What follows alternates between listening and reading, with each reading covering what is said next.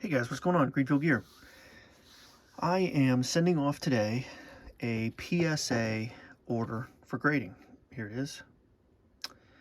14 cards, all baseball, under the bulk pre-modern framework. I forget how they do that, maybe 1979 and earlier. Don't quote me on that. And I'll use PC Sportscards, who I've used for 6 or 7 grading orders over the years, and they're really great, so I definitely recommend them. But let me show you the cards. Again, 14 baseball cards. I did mess up on my submission just as a freebie to show you this card, and I'll probably show it later on the channel. I had this 86 traded bonds, which looks really good, probably my best example, and I accidentally put it into the submission even though it didn't qualify for this group. So anyway, I'm gonna have to take that out. So let me show you the cards that are headed off, and these are going in the mail today. So, and I got these kind of a mix, some of them at a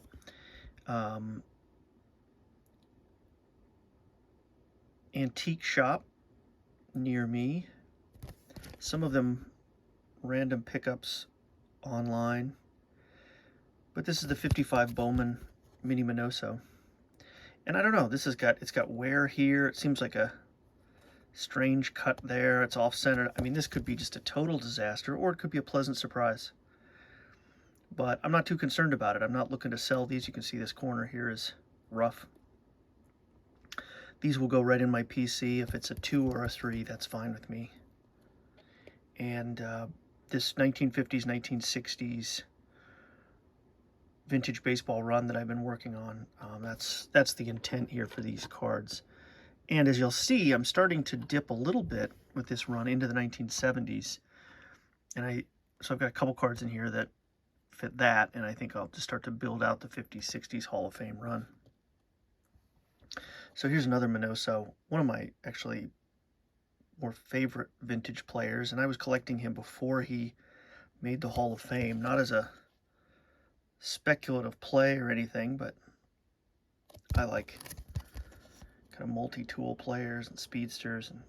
But here's Minoso. It's got a rough cut up top, as you can see, but otherwise decently sharp.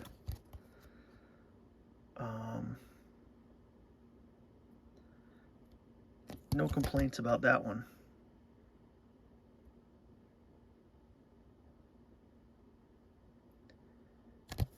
So I think that'll be a good card.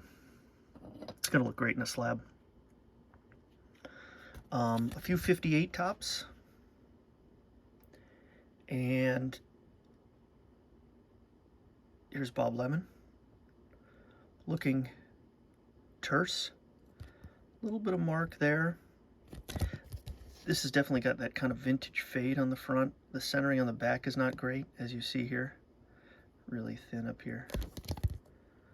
But certainly not an 8. But I don't think it's a 1. So that fits my mid-grade vintage goal here. Here's another 58. Actually, I have a couple more coming up to show you. There's a Pepto-Bismol pink Jim Bunning. Sort of like the Lemon, got some wear, looks like a vintage card, but I think pretty decent eye appeal.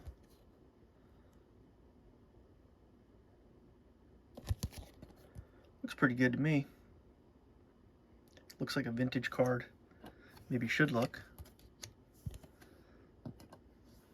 And the last one is another Minoso. And this one's actually really bright compared to the Lemon. The coloring is just a little more popping. Again, a little stain here. Left or right, not perfect. Looks like a vintage card. And that's okay. Those 58, these look pretty cool like that, I think. All Hall of Famers. Next is a All-Star card, Nellie Fox. Again, none of these are Hank Aaron's or Willie Mays, just if you're waiting for those.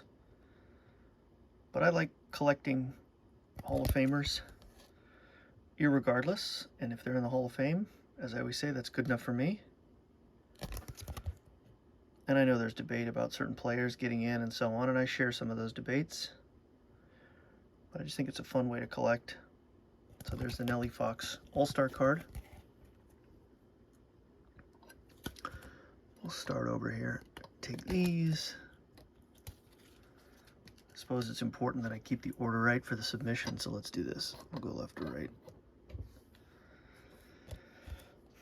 Kind of a neat card. I like these combo cards. You can see in the background there the Destruction Crew that I acquired maybe in the last 6 months or so. Love that card. And so of that vein, this is from the 1959 top set. These combo cards are pretty cool, I think. And this one is the Keystone combo for Chicago. And it's Nellie Fox and Luis Aparicio. This one's pretty sharp. I think, again, there could be some surprises here. There's a fisheye right there. But maybe this comes in at a 4 or a 5. That'd be cool. I never really do grade predictions. I suppose I should get out a sheet of paper today before I send these off. And then when I do the reveal, which I hope you will come back for, we can compare to what I thought. And I may be woefully off. Up next is 1961 Robin Roberts. This one is a little sun-faded, I think. This really needs to be brighter. This is not a high dollar card. A lot of these are not, of course. But it just looks pretty sharp. One little bumped corner here. But this is a card you could probably get in a PSA 6 pretty affordably. And this will probably come back much lower than that. But it's just fun to do this exercise. And then I think I may have this card, to be honest. I think I already have one, and so I'll kind of compare the two and keep the best example. That's always fun. I like doing that. And you can see on my channel, I did that Tale of Two Warren Spawns on an earlier video, and you can kind of see the two graded examples and how dramatic it was in just one grade between one and the other. So I kept the best example. So there's those three. Got a few more coming up. So like I said, this is 14 cards in this order. This is a neat card. A couple of 1968 tops is coming up. Another one of those combo cards. And on this card, we have 3 Hall of Famers. So I just think that is so cool. Bunning, Fergie Jenkins, Gaylord Perry. 1967 strikeout leaders in the NL. How cool is that? All on one card. And it looks pretty decent, everybody. Again, not a high dollar card. Mickey Mantle's not on it, but 3 Hall of Famers are, which I think is pretty darn cool. Put the other 68s for you up. Here's a Tony Oliva, 1968 tops. Great pose.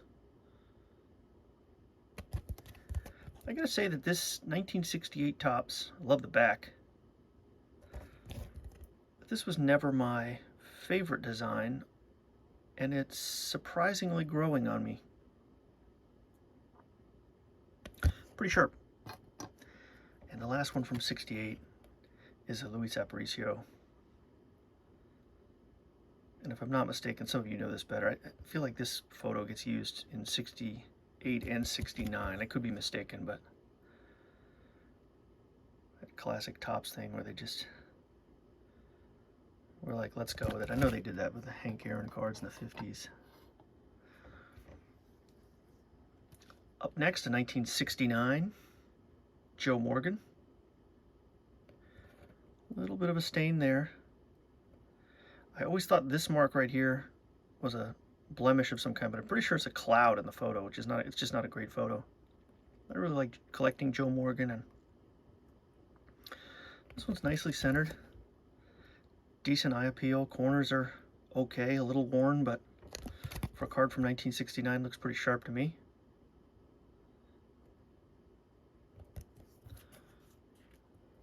Let's take these down. Here goes Morgan. And 2 more cards.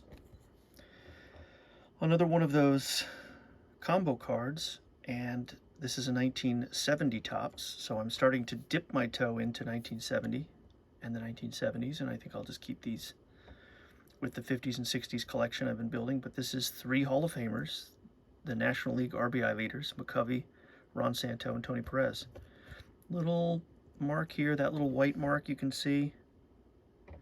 You know, corners aren't perfect, but for a 1970 Topps, this one looks pretty cool. And I think it's always neat that you can see the back and you can see Hank Aaron and Stargell and Clemente, Bench, Bonds, come on, Banks.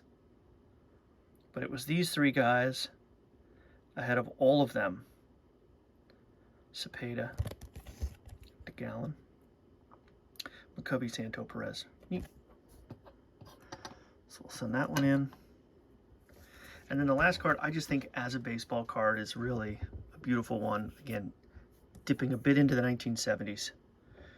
And it's the 1976 Gary Carter. Not his rookie card. The great Hall of Fame catcher. At this time, catcher slash outfield. I just like the way he's holding the bat. He's sort of squinting a little bit from the sun. But it's also got the Topps Rookie Cup, which is so cool. And that old Expos powder blue uniform. Very, very, very cool. And this is a nice example. I think pretty centered, pretty sharp. 1976. The bicentennial. So there it is. A 14-card order. Really appreciate you checking it out. Let me know if you have any favorites or how you think this order is going to go. Again, could be good, could be a disaster. But that's okay. I'm just in it for the fun of it. And do check back in the channel, I suppose a couple months, maybe that's too optimistic these days with PSA, but 2-3 months I'll have a reveal to show you, and I'm looking forward to it. All right, appreciate all of you watching, and I'll see you on the next one.